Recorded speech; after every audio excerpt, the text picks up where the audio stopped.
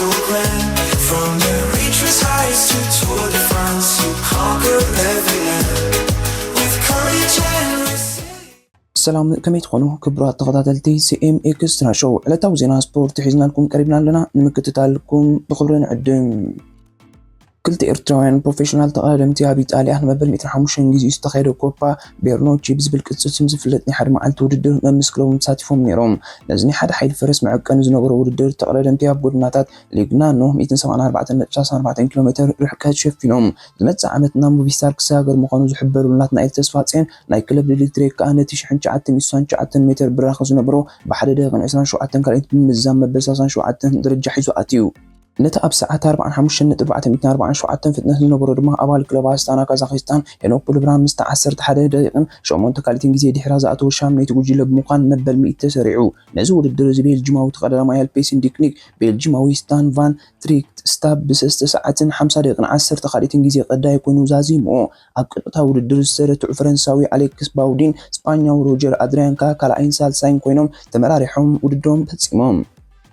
ዱራን ኣብ ዝሓለፈ ዓመት ወርሒ ጥሪ ምስ ኣስቶን ቪላ ዝፈረመ ኮይኑ በቲ ዝገበሩ ውስን ፆታታት ከዓ ኣድናቆታት ትሪፉ ዝውድዕ 20 ዓመት ተፃዋታይ ኣብ መጀመርያ ናይ ዝክራማት ካፕታ ክለብ ወፁ ምዃኑ ይግለጽ እኳ እንተነበረ ኣብ መወዳእታ ግን ኣብ ቪላ ፓርክ ምጽንሑ ወግዓዊ ኮይኑ ይርከብ። ዱራን ምስ ኣስቶን ቪላ ኣብ ላዕለዋይ ደረጃ ክጻወት ጸኒሑ እዚ ኮሎምቢያዊ ጥቃዒኑ ናይ እመርሓሪ ካብቶም ብሉጻት ተቐየርቲ ስለ ዘሎ እቲ ኣባል ፕሪምየር ሊግ ድማ ሓድሽ ናይ ነዊሕ ሜዳ ዘጽንሖ ውዕል ኣፈሪማቶላ ኣስቶን ቪላ ትማል ሶኒ ኣብ ዝሃበቶ መግለጺ ዱራን ክሳብ ሓጋይ 2035 ጋንታ ብወግዒ ሓድሽ ውዕል ከም ዝሓደሰ ንሱ እውን ኣብሪሁ ዘሎ ኣስቶን ቪላ ነቲ ኣብ 2025 ግዕዝ ከም ዝኽእል ዝግለጽ ወረታት መጥመር ጌራትሉ ቸልሲን ባየር ሙኒክን ብክለብ ዱራን ተመሲጠን ነዚ ጥቃዒን ምግዓዝ ሓስባ መንባረን ይንገር። ዱራን ገለምስ ኣስቶን ቪላ ካብ ቀዳሞት ተሰለፍቲ ኮይኑ ኣብ ፕሪምየር ሊግ ቻምፒየንስ ሊግ ኣይተሰለፈን ዘሎ እቲ እንኳ ኣካይድዎ ዘሎ ምስ ቀዳሞት ኮይኑ ዝገበሮ ፆታታት ኣብ ሳልሳይ ዙርያ ካሮቦ ኣካባ አንጻር ወይ ክንብ ወንደርስ ዝነበረ እዩ። ዝኾነ ኮይኑ ግን እቲ ኮሎምቢያዊ ነታ ብእመሪት እለ ኣብ ልዕሊኡ እምነት ዝነበረ ጋንታ ካብ ተቐያሪ ወንበር ብምውራድ 5 ሸቶታት ኣበርኪቱላ ኣሎ። እዚ ማለት አንጻር ባየር ሙኒክ ዌስትሃም ሌስተር ኤቨርተን ይርከበን። እዚ ተቃዓይ ኣብዚ ሰሙን ምስ ኮሎምቢያዊ ኣብ ህጉራዊ ፆታታት ክጽመድ እዩ። እታ ደቡብ ኣሜሪካዊት ጋንታ ኣብ መጻረይ ዋንጫ ዓለም አንጻር ቦሊቪያን ቺለን ክትገጥም ኣብ እትዳለወሉ ዘላ ከዓ ብሉጽነት ከርኢ ብዙሓት ጋንታታት ብተመሳጥነት ይጽበይዎ። ሓደ ካብ ብሉጻት ተጻዋቲ እንግሊዛዊት ክለብ ሊቨርፑል ዝኾነ ኣብራሂማ ኮናተ ኣብ ግጥማት ኔሽንስ ሊግ ምስ ፈረንሳ ሃገራዊ ግጥማት ንምጽዋት ዝዳለወሉ ዘሎ እዋን ኣዝዩ ካብ ስርዓት ወጻኢ ኣከዳድና ተኸዲኑ ድሕሪ ምርኣዩ ብደገፍቲ ይንቀፍ ኣሎ። በጃኻ ንዓኻ ክንርኢ ኮንና ንደሊ ጽባቐ ፀወታ ኸዩ ዘገድሰና ናብ ግጥም ኣቃልብ የኽፍኣልካዩ ምሳኻ ኣይከይድኒ ብዝብል ቃላት ከዓ ኣስተናዒቆሞ። ዝወዲ 25 ዓመት ተጻዋታይ ኣብ ሊቨርፑል ብዙ ጅማሮ ነይሩ እዩ። እዚ ድማ ንዲዲየር ዲሻምፕስ ኣብ ኔሽንስ ሊግ ድርብ ሓይሊ ክህባ ብዝብል ክምረጽ ምኽንያት ኮይኑሎ። እዚ ምስ ፈረንሳ 17 ፆታታት ዘካየደ ተኸላኻላይ እንተ ፈረንሳ ተዳሊላ ዘሎ ፆታ ከምቲ ዝደለቆ ምንኡን ብቕዓቱን ዘይርኣየ ከዓ በዚ ዝገበሮ ዘይስነ ስፖርታዊ ኣብ ፋሽን ዓለም ዝዝውተር ጠገለ ዘይብሉ ከዳድና ክዝንጠል ምዃኑ ይሕበር። ሃገራዊት ጋንታ ፈረንሳ ድሕሪ 3 መዓልቲ ናብ ቤልጅየም ድሕሪ ምጋሻ ሓሙስ ምሸታ ካብ ሜዳ ወጻኢ ናብ እስራኤል ብምጋሽ ክትገጥም እያ። ኣብዚ ክሳብ ሕጂ ናይ ኔሽንስ ሊግ ዝተኻየደ ፆታታት ፈረንሳውያን ክሳብ ሕጂ ካብ ዘካየዱ ክልተ ፆታታት ኣብ ሓደ ጥራዮም ተዓዊቶም። ፖል ስኮልስ ንንግዲ ምስ ስጋር ተጻወቱ ማን ዩናይትድ ብምንቃፍ ኣብ ልዕሊ ራስሙስ ሆጅሉንድን ጆሹዋ ዙርኪዝን ዝተገብረ ወፍሪ መስሓቅ መጠን ገንዘብ ብምባል ኣርሚሙ።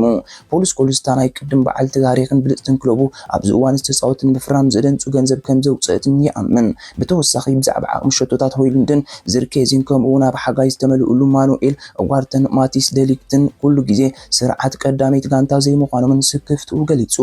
ጆኒ ኢቫንስ ከዓ ልዕሊ ማንም ኣብ ምክልኻል አንጻር ኣስቶን ቪላ ረጽ መንባሩ ተንቢኡ ንሱን ስፖርት ኣብ ዝሃቡ ሓበሬታ ብፍላይ ብትቃዓት ብቕዓት ዘሎ ይመስለንን ናብተን ዝዓበያ ዓውታት ጋንታታት መለስ ሸቶናይ ምዝጋብ ዓቕሚ ኣለዎን እንታይና መስኪብና 5 ሸቶታት ኣብ 7 ፆታታት 3-4 ትቃዓት ነይሮምና 20 ሸቶታት ከኣትዉ ዝኽእሉ ስለዚ ኣብ ሓደ ዓመት ስፖርት 80 ሸቶታት ትጥምት ከም ዘለኻዩ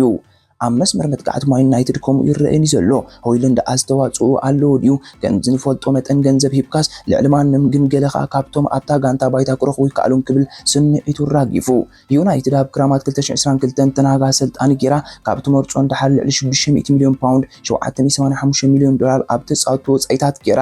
መሱ ኩሉ ወፈረታት ግን እታ ጋንታ ናብ ድሕሪት ትምለስ ምሳላ ይጥቀስ። ድሕሪ ምዛም ናይ መወዳእታ ናይ ሃገራዊ ግጥማት ካብ 7 ፆታታት 8 ነጥቢ ጥራይ ብምእካባ መበል 14 ደረጃ ኮፍ ኢላ ዘላ ክለብ 19 ጥቅምቲ ኣብ ሜዳ ምስ ብሬትፎርድ ኣብ ፀወታታት ፕሪምየር ሊግ ክትራኸብ እያ። كوخب تتصاوتاي تشامبيون بريمير ليج مانشستر سيتي رودري زحلف ورح غانتو انصار ارسنال كلت بخلت بتمعراريتو لقطم نت اسبانياوي زغو مسبر تدحر مقطامو دحيروس تغبرو المرمره كحوي نو يحكم زوسد بمرغاصو نسناين بعتو كاودرات تاليلو شمونت غزي تعواتي بريمير ليج زخونت مان سيتي دحر مسبر رودري انت عبلاليت غانتاي تمثلن زلا بز مسرتت نو يحوان تصنحه اوقاف نمشفان امرايتا تامطمات الا مانشستر سيتي نرودر نمتكا ناوق او بروفايل تمتولو زلا غزي نزعب زلو كوبتو نيوريجي تقداسنتي حجرات لمهلاو يحبر نزمل كيتون دايركتور تورينو زعبات زور زلو مست بيب غوارديولا زتاساسر ورتات ملاشي بلو فاغناتين غازيتا سكاي طاليا بزهبو مغلصي زعبا مانشستر سيتي ريتو يحبني اتكبلو زقل ريتشا زين اشتو كلو اينا افريمناو اگداس وفريو نيرو نحنا بريزيدنت امين لونس تصاوتي عب ገንዘባው ፂናሉና بزغر ማግባብ በአካል ዓብ ምሕያሻር እዩ ድሮ ራእይ ነይሩ ወይ ዝኮነ ስልጣን ወይ ክለብ ክጻወት ዓቅሙ ዘለዎ ይመስለኒ ግን ጌና ኣብ ሕቁፎን ኣይክብል ኣረዲኡ زود عيسان سسن عمت تصاوت ميسي إيطاليا بربعة تصاوتات تصاوت له أبز أوان زي لوتشيانو سبالة دمان زمن سيها كافال داغما ياب أزري إيطاليا أب قطمات نشن ليغان صار بيلجيم من إسرائيل نخط تصاوت تصاوي عتاريبو له أبصر قطمات MLS جنا عساش شي تصاوتات تريفو له يكون مبر نتقد محجا مول عمت سبورت زنبرو كروسن سيرو له إذا مالت أب قلتش عيسان 14 حدا نتبي 85 سيستم إساسا شوشان دقف ترقيبهم نخلو تصاوتات وانش علي قسكي حوسيو بوغ إذا حبريتاو تيزو زي دما نتي اب كلتش انسان سيستن زتقمطه 10 نتبي 9.4 زنبرحو بزح دغف تبليصوا قدميت يركب ستاتيكس كم زردو خا اب حده صوتا بماكلاي جمجام انسان سيستن نتبي 204 تساتفت نايت ليج كمو داتا عمت سبورت كلتش انسان سيستنات حيزوم بحموش ميتاو توسخ اري يركب بحفش ما تزل عدد دغف تبا اكل مصيم تعذبو قطمات كرئن كله نيو انجلاند ريفولوشن 44.10 اتلانتا يونايتد 43.4 شارلوت AFC 38.250 كمون تورونتو FC 30.217 ابزي زحلف سمون مودات ازبوز تعذبتي MLS كم سحبون سبورت بيزنس جورنال صبصيبو ساندياغو FC اب 2025 صوتا MLS كجمر بمخانا خا تليغاب زمت عمت سبورت كالكروسن نمسغابو طنكلو مخانو ينجر 2024 سالساي غزي اتخطت عمت سبورت بدرجه ليك تساتفو زوسخلا خوينا MLS كن مجمرا غزي 11 مليون درجه زلو دغفتي كرأيو اليوم اتلي كاميدا يكون كاميدا وصعنا عبينا سفحني خيل بمهلاو قا اب امريكا ناطكو عسوغري وسخو كم زلو زر كوينلو ابزناي كرامات مسغار مسكوت تصاوت علمنا فلطات كوبات اوليفر جرود ناي كل غزي بلوص مزغاب شوتو فرنسا كمون ماركو راوس ناي قدم بلوص تصاوتاي بوسيا دورتموند جرمنن ناب كلبات MLS تصمبيرو منبارو مايرسعن بزي كاتيميسي يا انتر ميامي زنصبارقو زلو ماراخ تصاوتات اتلي كالو سحب تصاوتات علمنا يمصو زلو يو حتويات شلمات ليج MLS أمريكان يمودات عام 2024 علاو خوينوم بز مسر دما دمص مهاب كاب 7 تقمتي كخفتن كساب 21 تقمتن كقصليو እዚ ዝርዝር በብርክ ዝበሉ ፍልጣት ተጻዋትነት ሽልማት ዝጎልሑ ኮይኖም ተጻዋታይ ኢንተር ሚያሚ ሊዮኔል ሜሲ ተጻዋታይ ኮሎምበስ ክሩ ኩቾ ሄርናንደስ ተጻዋታይ ኤልኤ ጋላክሲ ሪኪ ፑይ ግን ድማ እቶም ቀንዲ ሕጽያት እዮም ድምጽ መሃብ ሰለስተ ጉጅልታት ዝቆመ ኮይኑ ነብሱ ወከፎም ሓደ ሲሶናይት ናይ መወዳእታ ምርጫ ይረክቡ ተጻዋት MLS ቴክኒካዊ ስራሕተኛታት ክለብ MLSን ዝተመርጹ አባላት መራኸብ ብዙሃን ውሽጣ ዓድና ሃገራውን ከአድን ጾም ኩቡ ምዃኖም ተፈሊጡ ንሑጽያት ሊግ MVP ምራጽ ይሓልፉ ኣብ 2024 ኣብ ሙሉእ ሱሩዕ ዓመት ስፖርት 1000 ደቂቃ ክጻወቱ ዘገደደ ሕጊ ኣለዎ እቶም ሓሙሽተ ኣብ ቅድሚ ስሩዕ ናይ ሽልማት ተጻዋታይ ኢንተር ሚያሚ ሊዮኔል ሜሲ ፖርትላንድ ቲምበርስ ኢቫንደር ተጻዋታይ ኮሎምበስ ክሩ ኮፖ ሄርናንደዝ ተጻዋታይ FC ሲንሲናቲ ሎቾ ኦኮስታን ተጻዋታይ LA ጋላክሲ ሪኪ ፑይ ግን እዮም ብድምር 34 ተጻዋቲ ንምርጫ ተላለማሉ ኣብ ዝሓለፈ ነዚ ሽልማት FCCO ኮስታዮ ተዓዊቱሉ ነይሩ አለን ሸረር ኣብ ቁኑዕ መገዲ ለና ክብል ከሎ መበል 13 ደረጃ ሒዞም ነይሮም ገዲም እንግሊዛዊ ተጻዋታይ ክለብ ኒውካስል ዩናይትድ ነበር አለን ሸረር አሰልጣን ኤሪክ ተናግ በቲ ዝሃቦ ሪቶን ነፍሱ ከም ዘይሕግዝ ኣፍሊጡ ክለብ ማንቸስተር ዩናይትድ ተናግ ኣብ ቁኑዕ መስመር ከም ዘለና ኣብ ዝግለጸሉ እዋን መበል 13 ደረጃ ሒዛ ነይራ ሕጂ ድማ ድሕሪ ሰሙን መበል 14 ደረጃ ሒዛ ክብል አለን ሸረር ገሊጹ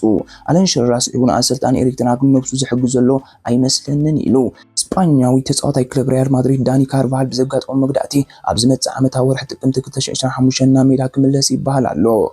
ቡካዮ ሳካ ኣብ ዕለተ ልደቱ ደቂ ጋንቱ ከምዚሉ ንኹልኩም የፍቅሩኩም ሎም ዓመት ድማ ፕሪሚየር ሊግ ክንዕወተሉ ኢና ዝብል እምነት ኣለኒ ክለብ ማንቸስተር ዩናይትድ ብዛዕባ እታ ክለብ ኣብ ትሕቲ ሰር ጂም ራትክሊፍ ገብሮ ዝሓሰበ ምንቅሕታ ጋንታ መልኪቱ ኩሉ ድሕሪ ካሜራ ዘለዉ ነገራት ሰነዳዊ ፊልም ዶኩመንታሪ ንምስራሕ ብኔትፍሊክስ ኣማዞንን ዲዝኒን ሕቶታት ተዳልዩሉ ግብፃዊ መሐመድ ሳላሕ ኣብ 2017 ካብ ክለብ ሮማ ናብ ሊቨርፑል ክጽምበር ከሎ ንሊቨርፑል 34.3 ሚልዮን ፓውንድ ጥራዩ ተኸፊልዋ። ብድሕሪኡ ኣብ ፕሪምየር ሊግ ካብ 270 ፀወታታት ኣብ 274 ሸውጥታት ክሳተፍ ክኢሉ ሕጂ ድማ ፕሪምየር ሊግ ካብ ዝተረኣዩ ዓበይቲ ተጻወትቲ ሓደ ኮይኑ ኣብ ታሪኽ ክምዝገብ እዩ። ኣንድሬስ ኢነስታ ኣብ መበል 40 ዓመቱ ካብ ኩዕሶ እግሪ ከም ዝተሰናበተ ብወግዒ ኣፍሊጡ። ሓንቲ ዋንጫ ዓለም 2 ዩሮ 4 ቻምፒየን ሊግ 9 ላሊጋ 3 ዋንጫ ክለባት ዓለም 3 ሱፐር ካፕ 6 ኮፓ ዴል ሬይ 7 ሱፐር ካፕ 1 ጃፓን ቻምፒየን 1 ዋንጫ ጃፓን 1 ጃፓን ሱፐር ካፕ። ክቡራት ተኸታተልቲ ንሕጂ ሒዝናዮ ዝቐረብና ዓለታዊ ዜና ስፖርት እዚ ክትከታተሉ ፅናሕኩም እዩ። ኣብ ዝቕፅል ምክትታልኩም ኣይተቋርፁ ካልእ እውን ስለ ዘሎ ተን 4 ሕግታት ሼር ላይክ ኮሜንት ሳብስክራይብ ኣይትዝለልዎን ወድሓንኩም። አንበሳ ቢኒ በዓል ስረ አንበሳ አንበሳ ቢኒ በዓል ስረ አንበሳ አንበሳ ቢኒ በዓል ስረ አንበሳ